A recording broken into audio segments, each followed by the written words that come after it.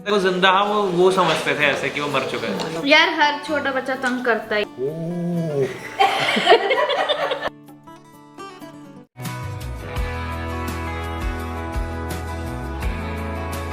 Hello everyone, welcome back to a simple सा day in my life vlog. और आज के व्लॉग की शुरुआत करेंगे लॉन्ड्री समेटने से। विंटर्स में कपड़े धुलने के बाद वापस क्लोजेट तक पहुंचने में 2 दिन ले लेते हैं। जैसे कि मैं आजकल रात को ही लोड लगाती हूँ, नेक्स्ट मॉर्निंग उठ के उनको सुखाने के लिए डालना, पूरा दिन वो सूखते हैं और कई बार अगली रात भी। उससे नेक्स्ट डे जाके आयरन करने का या फोल्ड करने का काम होता है। और सारे घर के कामों का माउंट एवरेस्ट में लॉन्ड्री को मानती हूँ और ये एक नेवर एंडिंग टास्क है। ये एक साइकिल में चलता है और अगर एक बार भी आपका साइकिल ब्रेक हुआ तो आपके ब्रेन के न्यूरॉन्स आपस में compete करने लगेंगे अटेंशन के लिए, और उसके बाद किसी भी चीज में फोकस करने की आपकी कैपेसिटी डिक्रीज हो जाएगी। और जब आप अपने आसपास के एरियाज को क्लीन रखते हैं तो आप हमेशा मोटिवेटेड रहते हैं। और इससे कोई फर्क नहीं पड़ता कि आप न्यूक्लियर फैमिली में रहते हो या फिर जॉइंट फैमिली में। अगर आपने संभाल लिया तो आप पूरी फैमिली के कपड़े भी संभाल सकते हैं। लेकिन अगर हम इस काम को लटकाना शुरू करें तो फिर ये संभाले नहीं संभलेगा, क्योंकि धुलना, सूखना, फोल्ड होना और वापस क्लोजेट में जाना, ये सब एक लाइन में चलता है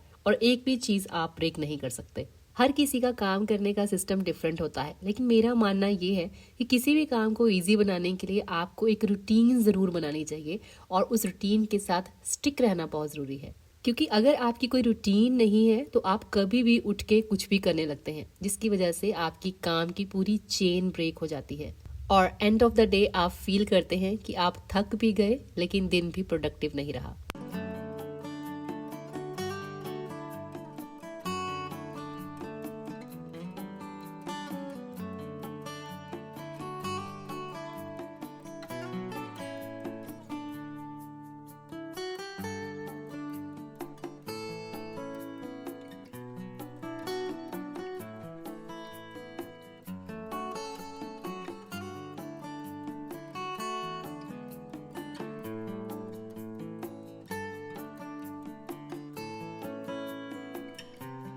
हो सकता है आपको देखकर थोड़ा अजीब लगता हो कि बच्चे मेरे इतने बड़े बड़े हैं फिर भी उनकी क्लोजेट्स में कपड़े मैं खुद रखती हूँ। खैर जैस्मिन के तो नहीं, जैस्मिन अपने कपड़े खुद रख लेती है, लेकिन उदय के फोल्ड करके मैं उसके रूम में रख जाऊं और उसे कह के जाऊं कि अपनी क्लोजेट में रख लेना, तो आप मानेंगे नहीं।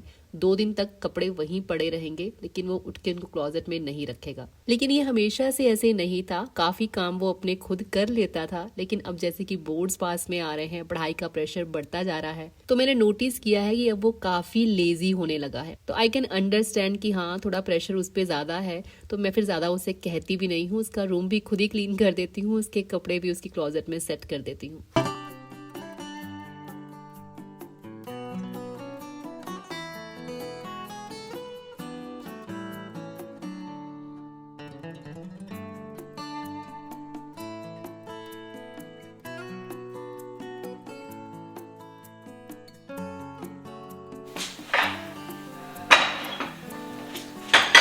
सोयाबीन की दाल के लिए रिक्वेस्ट आई थी कि एक बार रेसिपी जरूर शेयर कीजिएगा। नॉर्मल दाल की तरह ही रेसिपी होती है इसकी, बस इसको ओवरनाइट में सोक कर देती हूँ।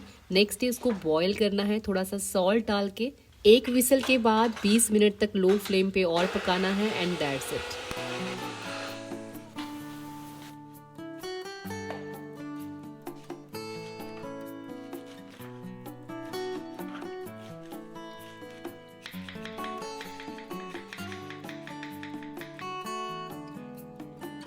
जब तक दाल बॉईल होगी तब तक हम ब्रेकफास्ट की तैयारी भी कर लेते हैं। डो रेडी कर रही हूँ, बहुत ही सिंपल से मेथी और प्याज के परांठे बना रही हूँ। साथ में उसमें जिंजर गार्लिक का पेस्ट डाला है, हरी मिर्च को साथ में ग्राइंड करके। आटे में गेहूं के आटे के साथ साथ बाजरे का आटा और साथ में जौ का आटा भी मिलाया है। मैं तो आजकल इंटरमिटेंट फास्टिंग कर रही हूँ, 1 महीना हो गया है, 1 महीना और करूंगी। यानी कि साल में 2 बार 2-2 महीने के लिए इंटरमिटेंट फास्टिंग मैं जरूर करती हूँ। और ये वेट लूज करने के लिए या फैट लूज करने के लिए बिल्कुल नहीं होती है, ये होती है आपकी अंदर की सफाई के लिए। जितनी भी जमा गंदगी है वो सारी आपकी शरीर से निकल जाती है। कोई इन्फेक्शन आपको है या हो रही है वो एकदम से ठीक हो जाती है, क्योंकि बॉडी खुद की सफाई खुद करती है, बशर्ते हम उसको टाइम दे पाए। क्योंकि हम उसे टाइम ही नहीं दे पाते, क्योंकि जब हम फास्टिंग करते हैं तो बॉडी को प्रॉपर टाइम मिल जाता है सफाई करने का।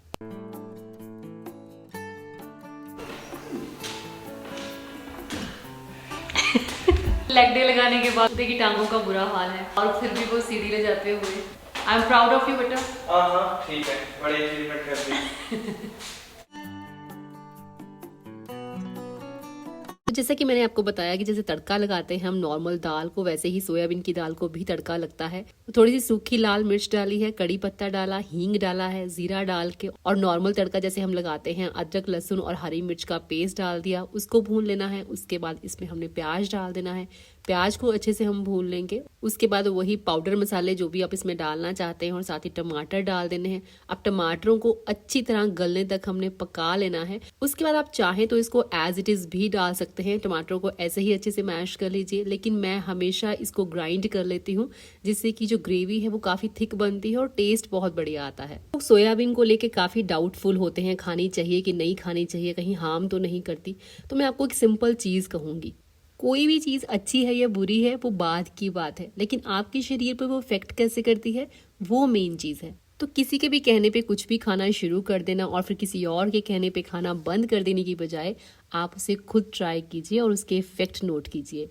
कुछ कंट्रीज में ये बहुत ज्यादा खाई जाती है और कुछ कंट्रीज में नहीं खाई जाती, और उसके पीछे रीजन इसका सही या गलत होना नहीं, उसके पीछे रीजंस कुछ और भी हो सकते हैं। खाने वाली कोई भी चीज ऐसे बुरी नहीं होती अगर हम मॉडरेशन के साथ खाएं। अगर हम हेल्दी फूड को भी बहुत ज्यादा कंज्यूम करेंगे वो भी कहीं ना कहीं नुकसान ही करता है। सोयाबीन की दाल एक बहुत अच्छा सोर्स है प्रोटीन का। अगर आप इसे हार्ड बॉयल करके फ्रीज कर लेते हैं और ब्रेकफास्ट वगैरह में भी यूज करते हैं देन बहुत अच्छी होती है।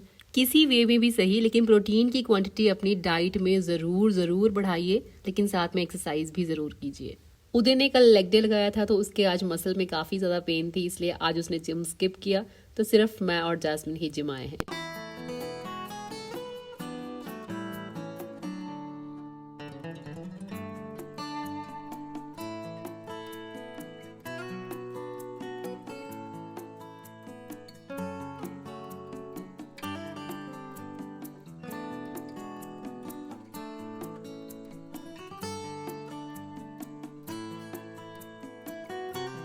जिम से आने के बाद ले रही हूँ मैं अपना फर्स्ट मील, और आज के मील में क्या है चलिए देखते हैं।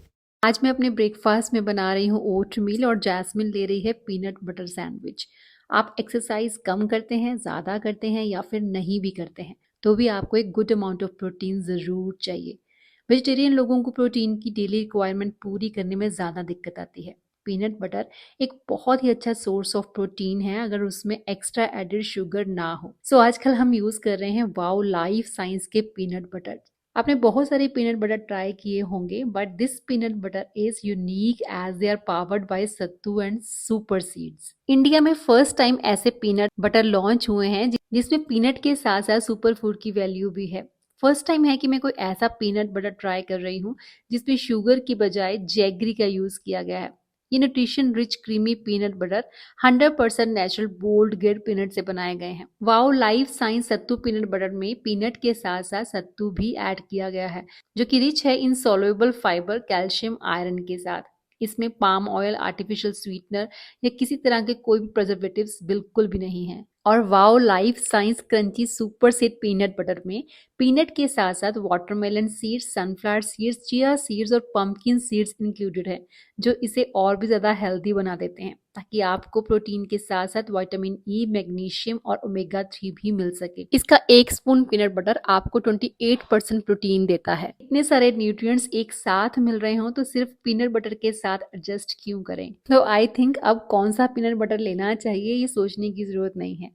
वाओ लाइफ साइंस के ये दोनों पीनट बटर हमारी रिक्वायरमेंट्स को हेल्दी वे में पूरा करते हैं। And they started a hashtag green hand initiative जिसके चलते buywow.in से परचेज करने पे आपको एक सीड का पैकेट भी रिसीव होगा जिसे आप अपने घर या गार्डन में प्लांट कर सकते हैं। सो बी वाओ नेचुरली। और मेरा coupon code shape up your life 20 का यूज करने पे आपको 20% डिस्काउंट भी मिल जाएगा। परचेज करने के लिए लिंक आपको डिस्क्रिप्शन बॉक्स में मिल जाएगा। इंटरमिटेंट फास्टिंग में भी मैं अपना ब्रेकफास्ट और लंच दोनों कंबाइन कर लेती हूँ, मतलब एक ब्रंच बना लेती हूँ। जैसे कि आज सोयाबीन की दाल बनाई है तो अभी मैं सोयाबीन की दाल भी लूंगी, लेकिन सोयाबीन की दाल के साथ अगर मेरे को राइस खाने होते तो फिर मैं साथ में एग्स लेती। तो क्योंकि ओट मील ले लिया है तो टेस्ट के लिए सिर्फ दाल लूंगी, राइस स्किप कर रही हूँ। खाना हमेशा अलग होता है लेकिन कार्ब्स हमेशा ही मैं कम लेती हूँ। तो खाना खाने के बाद, शावर लेने के बाद अपना मी टाइम एंजॉय करती हूँ विद ग्रीन टी। और आज अपने मी टाइम में मसाला बॉक्स पेंट करने वाली हूँ। ऑलरेडी मैंने इसको पेंट किया हुआ है, दिवाली के पास मैंने इसको पेंट किया था। तब मेरे पास वो वाले पेंट कलर्स नहीं थे जो एक्चुअल में इसके लिए चाहिए हैं, तो मैंने इनको एक्रेलिक पेंट के साथ ही पेंट कर दिया था। लेकिन ये वाला पेंट जो है वो स्टील के ऊपर स्टे नहीं करता है, तो आराम से निकल जाता है। तो आराम से मैंने इसे निकाल लेना है और इसके ऊपर हम रीपेंट करेंगे ऑयल पेंट के साथ। तो ये एशियन पेंट का पेंट्स है, इसके साथ मैं इसको पेंट करूंगी। इसमें कुछ भी और मिक्स करने की जरूरत नहीं है, बस एज इट इज आप इसको पेंट कर सकते हैं। लेकिन एक कोट नहीं, इसके लिए आपको 2 कोट्स लगेंगे। तो एक कोट को थोड़ा ड्राई होने दीजिए, उसके बाद दूसरा कोट करेंगे। वैसे देखा जाए तो स्टील का मसाला बॉक्स है, इसे पेंट करने की जरूरत क्या है? मुझे भी ऐसी कोई जरूरत महसूस नहीं हुई थी। लेकिन ये वाला जो मेरा मसाला बॉक्स है ये काफी पुराना है। काफी पुराना मतलब आप सोच सकते हैं कि कम से कम भी 18-20 साल पुराना है। तो एक्चुअल में मैं मसाला बॉक्स चेंज करना चाह रही थी, क्योंकि होता है ना कई बार आप किसी एक चीज को देखते देखते उससे बोर हो जाते हो। वुडन मसाला बॉक्स मैंने देखने में वो काफी अच्छे लग रहे थे, लेकिन पता नहीं क्यों मेरे दिमाग में आया कि अगर लकड़ी के मसाला बॉक्स में हम लोग मसाले डालेंगे तो आई थिंक उसमें फंगस लगने के चांसेस रहते हैं।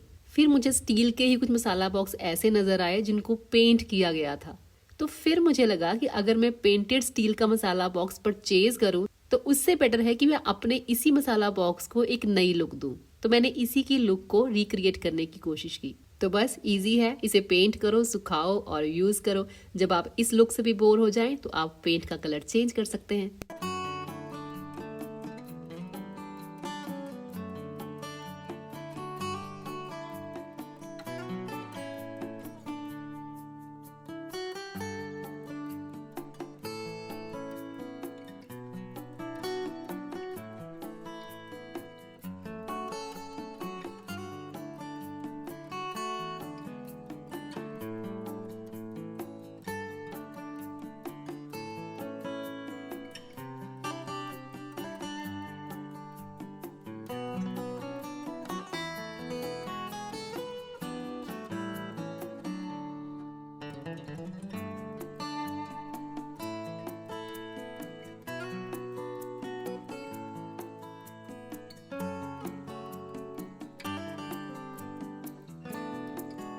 मसाला बॉक्स के साथ साथ मैंने कुछ जार्स की लिड्स को भी रीपेंट किया। अभी रिसेंटली मैंने उनको पेंट किया था, लेकिन स्प्रे पेंट से। लेकिन अब लगे हाथ मैंने सोचा इनको भी ऑयल पेंट कर दिया जाए। शाम होते होते मैंने ये पेंटिंग वाला काम सारा खत्म कर दिया था। उसके बाद मैंने बाहर से कपड़े उठाए। एक्चुअली कपड़े सुखाने का जो काम होता है मम्मा का होता है। पलट पलट के वो पूरा दिन इनको धूप लगवाते रहते हैं। अगर थोड़े बहुत गीले रह जाते हैं तो फिर मैं उनको अंदर ही सुखाने के लिए डाल देती हूँ, क्योंकि नेक्स्ट मॉर्निंग मुझे इनको फोल्ड करना होता है।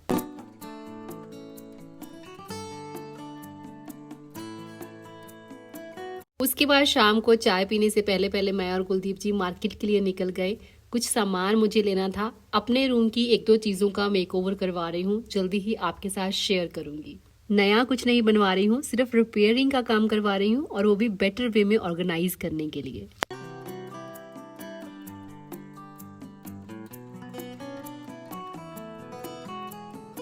सारा सामान लेके जब हम वापस घर पहुंचे तो मम्मा ने चाय बना दी थी। उदय समोसे लेके आया था क्योंकि उसका समोसा खाने का मन था। लेकिन मैं ले रही हूँ वो हल्दी वाली पंजीरी, जिसकी रेसिपी मैंने आपके साथ शेयर भी की थी। मैं अभी समोसा वगैरह नहीं खा रही हूँ क्योंकि कुलदीप जी का बर्थडे भी आ रहा है, तो पक्की बात है कि कुछ ना कुछ जंक या फ्राइड भी खाया ही जाएगा। तो सूखने के बाद ये निकल के आया है मसाला बॉक्स का नया लुक। मेरी ईटिंग विंडो 8 बजे खत्म हो जाती है, यानी कि 16 घंटे की फास्टिंग मैं करती हूँ। तो नेक्स्ट डे 12 बजे के बाद ही मेरी ईटिंग विंडो दोबारा से शुरू होती है। तो अभी हो गया डिनर का टाइम, जल्दी जल्दी डिनर बना लेंगे।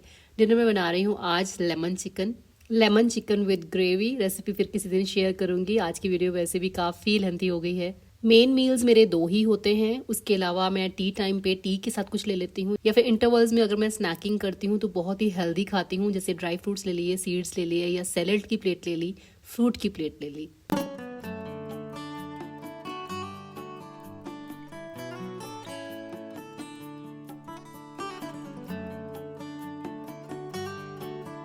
ये देखो, ये सब रहने दो। इसका देखो। जैस्मिन ने आज नई रील पोस्ट की है और जब भी वो रील पोस्ट करती है तो उसको कितनी बार देखती है। तो अभी हमें भी दिखा रही थी, बार बार दिखा रही थी और अभी आपको दिखा रही है। इंस्टाग्राम पे वो पोस्ट और रील्स वगैरह काफी फ्रीक्वेंसी के साथ पोस्ट करती रहती है।